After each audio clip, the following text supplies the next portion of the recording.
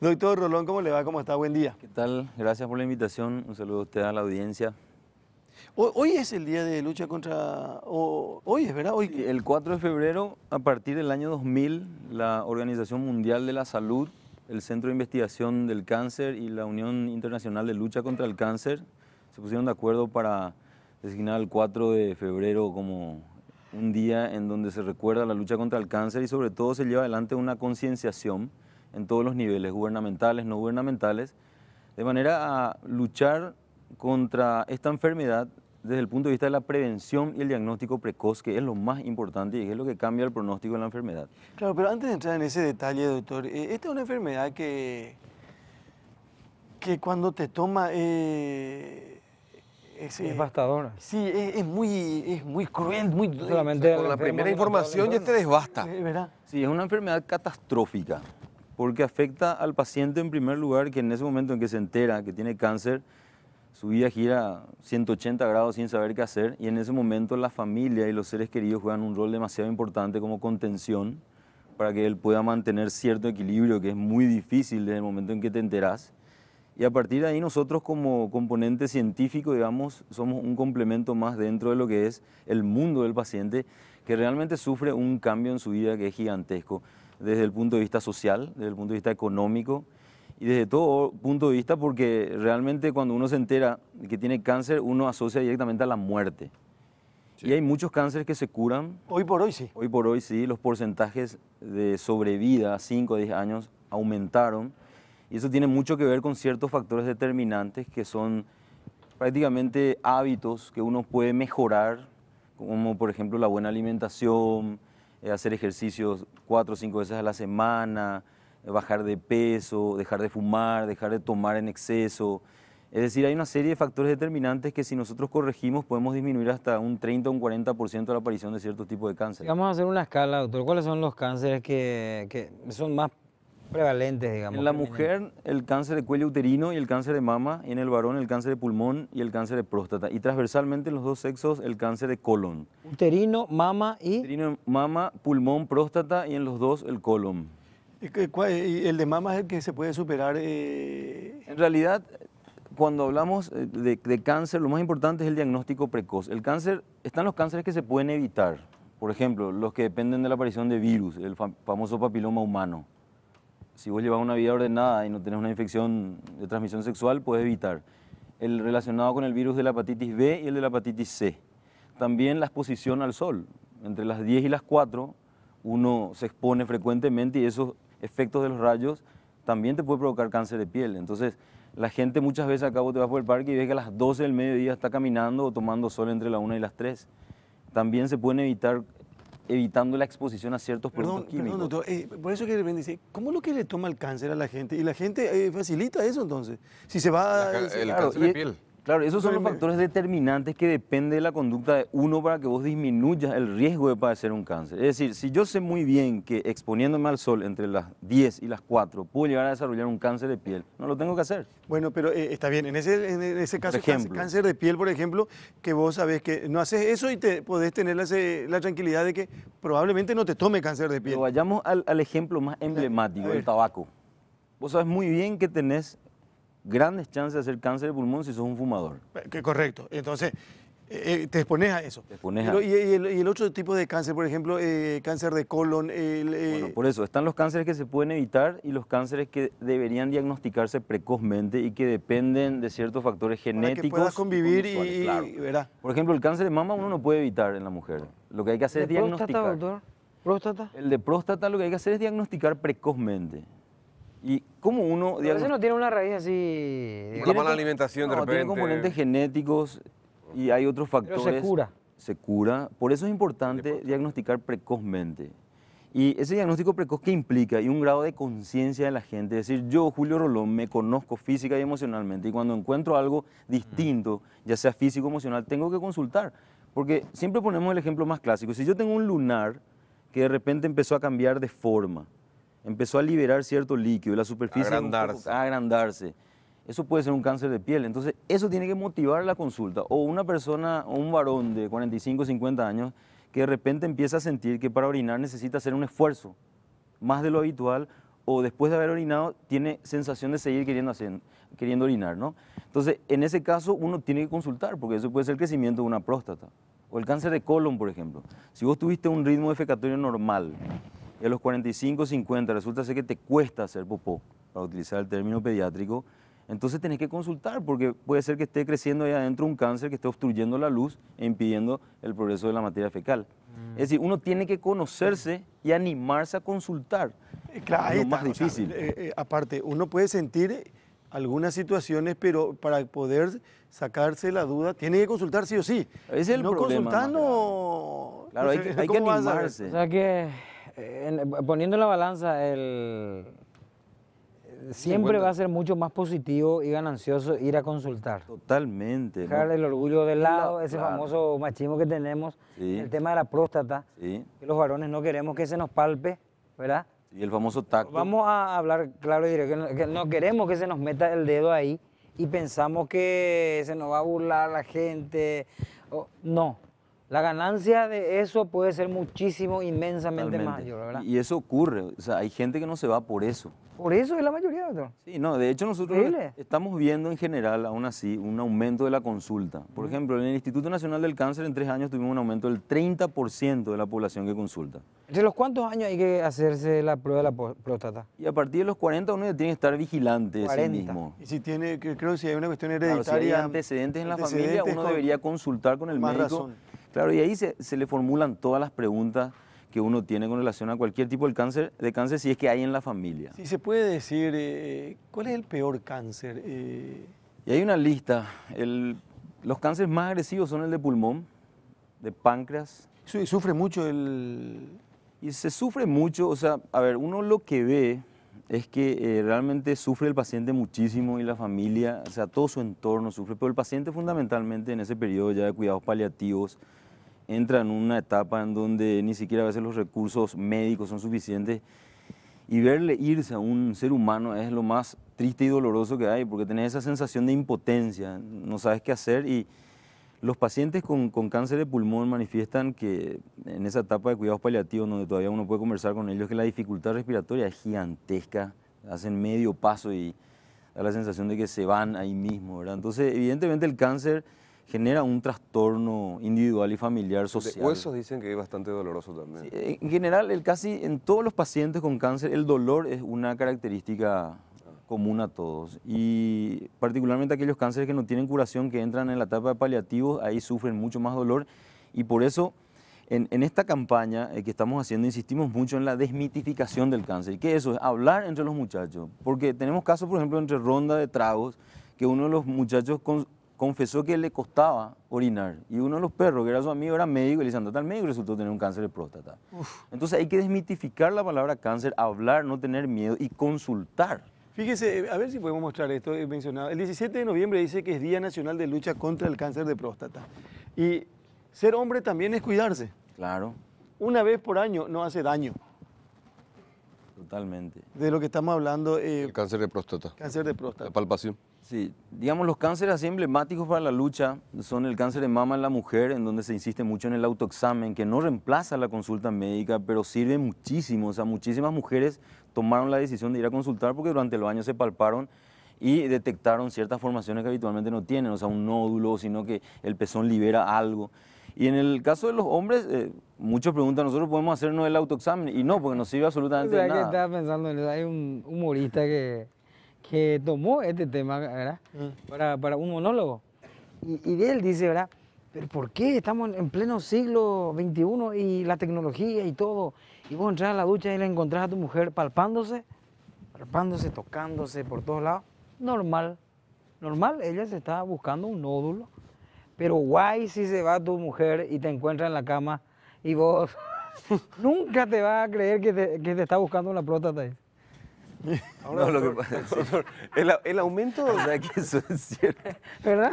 Pero hay, Parece incluso mentira, pero hay es una... que es así. Hay que acá desmitificar el me comparten un proyecto, o sea, una ley para diagnóstico precoz y para la prevención, que creo que Fabiola Oviedo, siendo parlamentaria... presentó. Todo eso, o sea, está hasta... Mira, a ver, hablemos un poco del marco jurídico del cáncer en Paraguay. Hay una ley dictaminada en el 2013, que es la Ley de Programa Nacional de Drogas Antineoplásicas. Está el FONARES.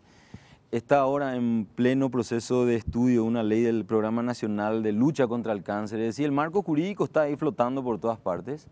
Y mientras tanto nosotros en el Instituto del Cáncer y en el Instituto de Previsión Social, el Hospital de Clínicas, el Hospital Nacional de San Pablo, estamos con los recursos disponibles llevando adelante políticas localmente y de manera general, ¿verdad? Pero evidentemente para solucionar el tema del cáncer en Paraguay tendríamos que ponernos de acuerdo todas las instituciones gubernamentales y no gubernamentales, si es posible, tener un único fondo para la compra de los antineoplásicos y de esa manera generar una distribución uniforme, porque el problema está en que el paciente cuando se entera que tiene cáncer no tiene la garantía de que va a tener todo el tratamiento.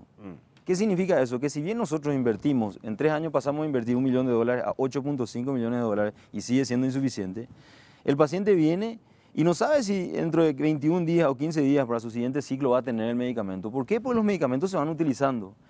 No existe una garantía explícita que es un motivo de trabajo seguramente para el próximo gobierno sobre políticas de salud en general y en particular en el cáncer. Es decir, que aquel paciente que se entera que tiene una enfermedad catastrófica tiene garantizada la provisión de toda la medicación que necesita, que es lo que hoy no podemos todavía garantizar, lo cual implica que no tengamos las cosas.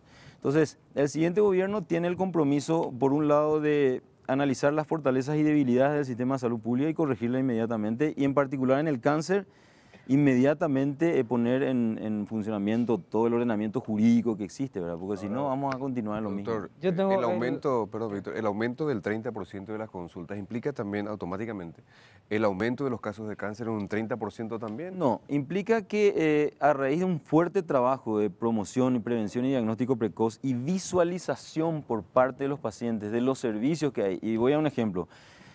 En el instituto nosotros tenemos 3 tipos de población, los que no tienen absolutamente nada y van directamente, aquellos de clase media que pueden soportar cierto tiempo un tratamiento y luego van, y aquellos que tienen bienes pero no tienen liquidez. Entonces, en conjunto hicieron que aumente el nivel, pero sobre ese aumento uno observa el fenómeno de las consultas precoces, que está directamente relacionado al impacto de las campañas de promoción. Es decir, antes, de repente, Preventivas. claro, un ciudadano no sabía que en el Instituto del Cáncer puede tener ampollas que valen 15 millones, que tenés que aplicarte cada 18 días o cada 20 días durante casi 15 o 20 aplicaciones, con un costo de 500 a 700 millones, y vos te enterás que en un lugar podés tener eso y te vas. Por ejemplo, el cáncer de mama, en el 2015 tuvimos 384, y ahora en el 2017 592. Casi el doble. Cuando implica que aumentó la incidencia, aumentó el número de pacientes que consulta. Y eso refleja un poco el aumento global de atenciones médicas del cáncer, de un 30-35%. ¿Por qué? Pues hicimos una fuerte campaña. O sea, quisimos posicionarle al Instituto Nacional del Cáncer dentro de los servicios del Ministerio de Salud Pública como una alternativa válida, ya que cubrimos al 70-75% de la población sin seguro, para que la gente vea que tenga una chance. O sea, si antes había gente que a lo mejor no tenía esperanza, hoy se va al instituto. Y por eso ese aumento. Entonces, en este día nosotros recordamos, por un lado, la responsabilidad del gobierno de asumir esta enfermedad catastrófica como una responsabilidad absoluta, y por otro lado, que las personas tomen conciencia de que tienen que cambiar hábitos. La buena alimentación, hacer ejercicio 4 o 5 veces por semana, dejar el cigarrillo, o sea, dejar el cigarrillo, no beber de manera exagerada, y otros hábitos que tienen directa relación con la aparición o el retardo de la aparición del cáncer. Y hoy es un día importante, pero para nosotros todos los días son días de concienciación. Y lo que vemos es en el cáncer una particularidad que paradójicamente el cáncer une a la familia, al entorno, y nosotros como cuerpo médico, en la parte científica, somos un complemento, que no tendríamos tan buenos resultados si el paciente no tuviera contenido emocionalmente, y ese es un factor importante. Y en el instituto nosotros queremos darle mucho énfasis a la situación emocional del paciente, porque sobre esa situación emocional que implica su estado anímico y el de su entorno es donde nosotros aplicamos toda la parte científica que no va a funcionar si no está bien. Doctor, acá, brevemente nomás, por la campaña me hice el chequeo, dice, y me autoriza a dar su nombre, un ex colega nuestro, amigo, Ricardo Roa Orué. Le detectaron cáncer de próstata y se curó. Totalmente. Lo de él fue precoz, dice, y recomienda él hacerse el chequeo, él se curó, hacer caminata 1 hora por día, él hace ahora. O sea, él experimentó esto, probablemente fue muy fuerte para él también, pero gracias a la campaña que se hace, él se fue a hacerse el chequeo y se curó de eso. que es lo más importante al final. Sí mismo. No, y de eso se trata. Él es un ejemplo del impacto de una campaña de prevención y promoción que lo hacemos de manera transversal en el Ministerio en todos los niveles. Nosotros a partir del año pasado nos convertimos, no solamente, pasamos de ser un hospital a ser el órgano regulador, normativo de todas las que son las políticas del cáncer en Paraguay, y este año nosotros vamos a consolidar ese trabajo creando los programas por tipo de cáncer más frecuente. Por ejemplo, ya tenemos un plan piloto de detección precoz del cáncer de colon y recto, que para tener una idea, pasó de tener casi 100 casos en el año 2015 a tener 211 en el 2017, producto también de esa campaña. O sea, no quiero alarmar a la ciudadanía en el sentido de que no es que aumenta la incidencia, si bien la OMS dice que en 20 años va a aumentar la incidencia, al año mueren casi entre 13 y 15 millones de personas. Y el tabaco es el 22% responsable de esas muertes. O sea, al año mueren casi 1.700.000 personas por cáncer de pulmón asociado al tabaco. Es decir, hay factores que uno puede tomar la decisión de eliminar de nuestra vida para disminuir el riesgo. Para cerrar, y agradeciendo, doctor, la gentileza de venir a compartir con nosotros esta mañana. Está el tema de la licencia remunerada a trabajadoras para hacerse mamografía y PAP. Sí. ¿Verdad? Sí. Está el tema de la vacuna que previene cáncer de cuello uterino, que es de acceso gratuito en las escuelas. Gratuito, por ejemplo. O sea, hemos crecido mucho en esas cuestiones en los últimos tiempos. Y una consulta, doctor, con relación al tema próstata. Dice, la ecografía que se hace en los hombres, ¿puede sustituir la palpación? En los controles los clínicos te mandan a hacer eso también. Sobre el tema próstata, digo. Bueno, el tacto rectal sigue siendo el primer instrumento que se utiliza, digamos, en la consulta, pero la ecografía obviamente que es superior, no hay nada que hacer, pero no se asusten si es que el médico decide hacerle un tacto, porque es parte, digamos, de la estrategia diagnóstica, o sea, es el primer paso. Después te pide una ecografía transrectal o suprapubiana, dependiendo un poco de la capacidad del ecografista, pero está todavía dentro de lo que se hace, o sea, no está mal que se haga. O sea, pero no suple.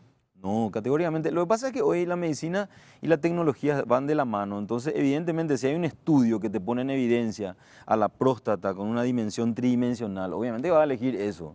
O sea, no te puedes quedar con el tacto. O sea, el tacto no reemplaza a los otros procedimientos diagnósticos, así tampoco la palpación en la mujer no reemplaza la conducta del médico. No, pero para que entendamos, porque la gente tiene ese miedito o miedazo. O ese, tiene que tener miedo. Pero si te dicen, hacete la ecografía o la palpación. No, es que no es una cosa no es la misma cosa. No es una cosa por otra. Los dos. Las dos cosas tenés que... Claro, porque la consulta, a ver, ¿cómo empieza? Empieza con que yo siento algo diferente, me voy al médico, él me deriva al urólogo. El urólogo sí o sí me va a hacer un tacto.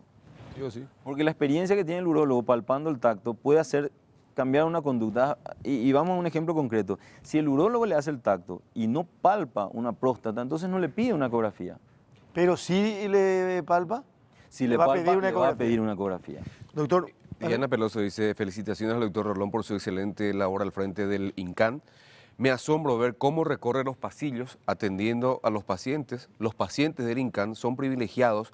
No se imaginan lo bien que hace anímicamente que el director esté al tanto de todo. Yo también recibí, no se lo cuento nomás, varios mensajes halagando no solamente al profesional, sino a la persona. Y un exdiputado, un expaciente suyo también. ¿Usted no es urologo? No, yo en realidad soy gastroenterólogo pediatra, pero tengo una formación en economía de la salud. No veas nada, Víctor. Y acá un compañero que tiene el dedo. número de guantes, hasta el 7,5. 8 yo uso. Ah, no, hasta 7,5. Y la persona que escribe es hija de una paciente. Y acá dice, la ecografía también es a través del recto.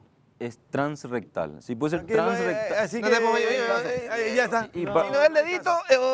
Pero cada 6 meses, Carlos. Pero si querés te agrego el dato. Semana. El transductor es más grueso que el dedo. O sea, con eso ya te digo todo. Doctor Rolón, muchísimas gracias. Gracias, doctor. Decidiste, Carlos. No, acá no, el que me escribió ya sabe ahora ya. Yo me hice el estudio. Víctor también. En este día, y pues eso se le notas muy bien a los... Yo salud, digo. Sí, al principio me dije cada 6 meses. Bueno, ahora me voy cada semana. Gracias, doctor. Gracias, doctor, muy gentil. Doctor Rolón con nosotros esta mañana.